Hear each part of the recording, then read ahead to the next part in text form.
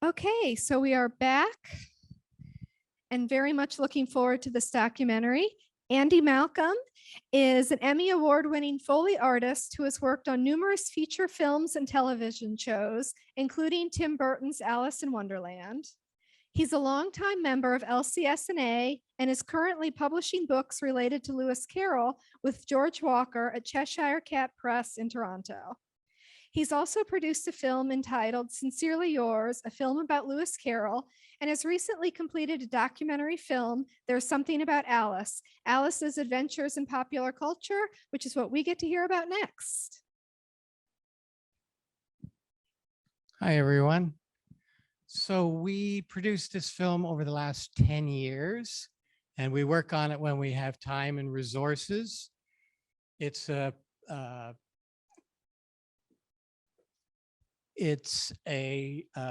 we started in 2012 filming in Oxford when Mark Richards organized the 150th anniversary of the telling of the tale celebrations. We've gone on to numerous places other than that since. We've been to Los Angeles, we've been to New York, we've been to London. And this is a labor of love. And as was mentioned, it's a film about Alice's adventures in popular culture. So I hope you enjoy.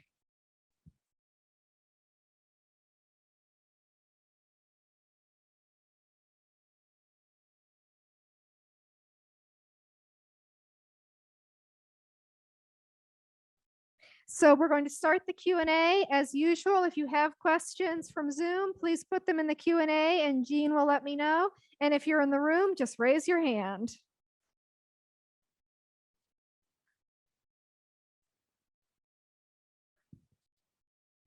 So I'm curious about some of the creatives that you went on sort of deeper dives with, like American McGee and Ralph Steadman.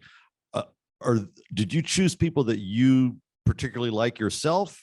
Did you choose people that you were simply able to get interviews with? How did you pick the particular people that you went on those deeper dives with? Yeah, the people we love, like Ralph Steadman. I mean, what's not to love about Ralph Steadman?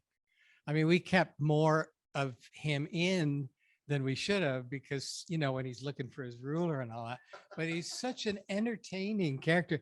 And we had the best day filming Ralph Steadman. We arranged it with his daughter. His daughter does all the arrangements, and we spent the whole morning with them, and then we went out for lunch with him and his wife and his daughter. All so there's like 6 of us. It was just a very special day. And who was the other one? Well, I mean, there were a lot of them, but you did American McGee. Oh, American McGee. Yeah, we the 3 of us. We were like, there's Wendy Rowland, the director, editor, myself and Robin, my wife, Robin Bain. We flew to Los Angeles just to do that interview with American McGee.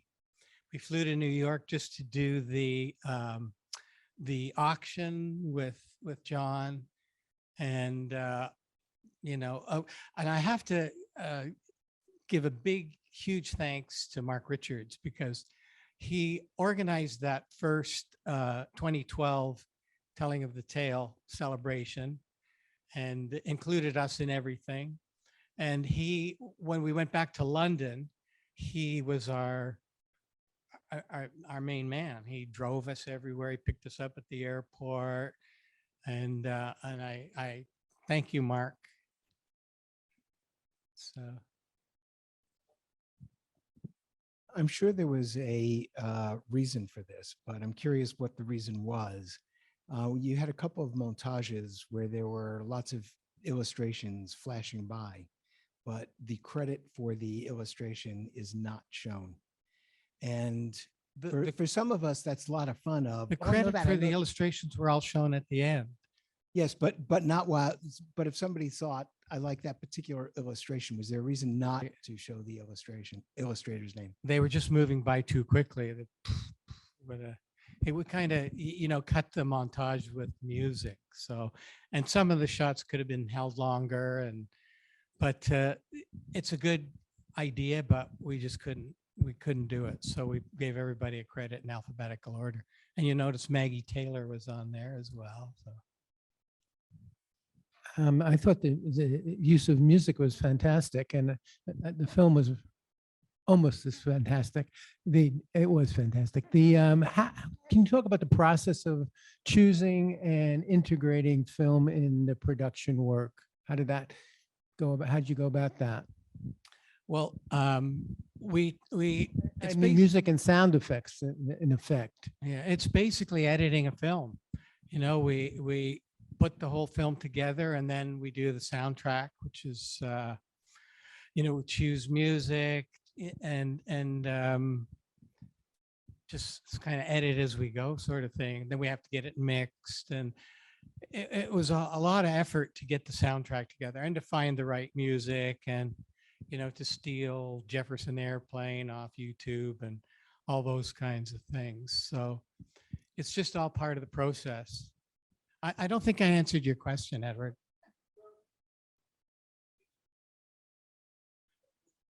We chose the music. Wendy, the director, she came up with Emma Wallace, who's the main kind of thematic music throughout the film, and then the rest is you know, Tom Petty and Jefferson Airplane and whatever, the ballet, all that kind of stuff was from the actual ballets and the different music videos. I have a question from the online group related to the music. David DeMacco says, I noticed there was no Beatles. Was it too costly to use Lucy in the Sky with Diamonds or I Am the Walrus?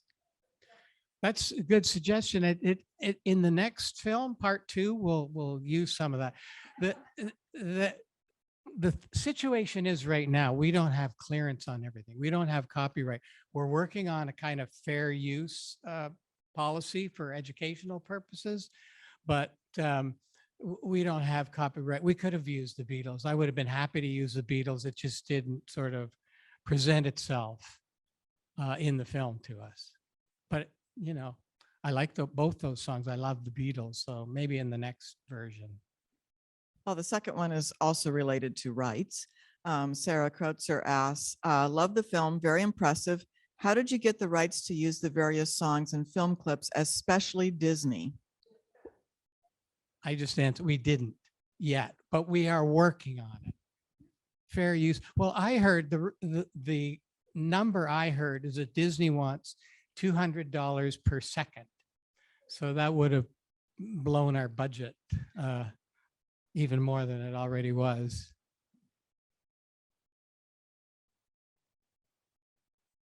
I'm sure if Mark Richards is still up, he's going to ask a question.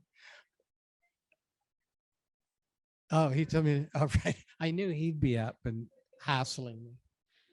I was just wondering if you would have, for the future version, if you ever, you know, if it ever happens, if you consider now that Alice is also taking over the digital world, you brought up the Wonder.land, and now I believe this year a Brazilian movie came out where Alice goes into the internet. So now that she's slowly taking over on that aspect of our culture and all that, with also, you know, influence and also be participating in this kind of project. We basically spent the last couple of years editing everything we had. So the newer things we didn't have access to at the time. What else was I going to mention about oh, another thing we want to do, we talked about doing, because there's so many people didn't make it into the final cut. And that's not because they weren't wonderful and did great interviews, but when you're editing, you know, you kind of have to make it all work as a piece. So what we've been talking about doing is putting a website together with all the interviews. For example, Morton Cohen, we did an hour-long interview with Morton.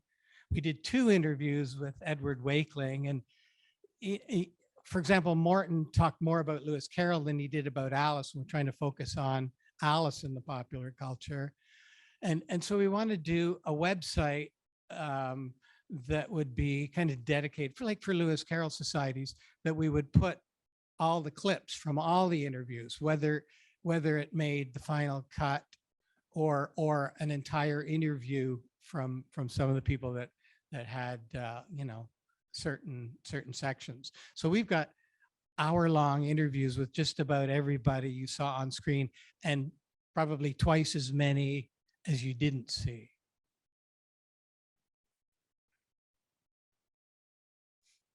But that website's going to cost a lot of time and more money. So we're working on it slowly. When did you start working on this project? Because clearly there's some historical footage that you would have had to have captured years Well, earlier. We started filming in Oxford in 2012. And the very first interview we did on the very first day we started shooting was Anthony Walker, the guy who did recite the poem and introduced the you know, the telling about the adventure in Godstow. And it was just, you know, one of those things where we're picnicking. We've taken the boat up the river to a certain point. We're getting ready. We're setting up our camera and our sound, and there's Anthony, and we what a gem he was. That there's other people, a lot of other people we interviewed, people on the boat, and there's a couple of people that are out of favor with the Lewis Carroll Society that we were asked to take out of the film, and you know, the politics of making a movie. It's pretty wild. Just a quick question on did you have a script or something in mind, or did you follow your instincts? Yeah, that's the funny thing. When I heard about the 2012 celebrations, that was like, I thought, wow, wouldn't that be great to film that? So I got my wife, who's a cinematographer, and Wendy is a director that Robin works with a lot. And I said, you guys want to go to Oxford and we'll just see what happens, kind of a thing. And that's how it all started. We just sort of made it up as we went along. But Wendy is a very good interviewer. And, you know, we had questions, we talked about what kind of questions we would ask and that sort of thing, but it was pretty make it up as we go along. 2 more questions from the online group. Mark Russell Richards I says, knew it. he says, this film is really a labor of love, isn't it? Why did you make it? Was it simply that you love Carroll so much and a way of paying homage to him? Absolutely. I mean, every day I see a new reference to Alice, whether it's in a newspaper or on TV, or just, you know, people talking, you know, expressions like, you know, everybody's talking about down the rabbit hole all the time. It's just, I've had this fascination with Alice and Lewis Carroll since the 70s. And it's just something, you know, like I said, we just got the idea, well, let's start shooting and see what comes of it. And 10 years later, that's what came of it. But it's a love. It was a total labor of love, for sure. Thanks, Mark. Okay, last question in the chat. Stan Isaac said, is the film available for purchase anywhere? It's not available for purchase yet until all the copyright is cleared. There's, you know, no money can pass hands, but if I have email addresses, I can certainly send a Vimeo link with a password to anybody who wants it. And I can give my email address, or you can get it through the Lewis Carroll Society. On that very generous note, let's wrap up because I know Linda and Alan have announcements, but thank you so much, Andy. Really appreciate it.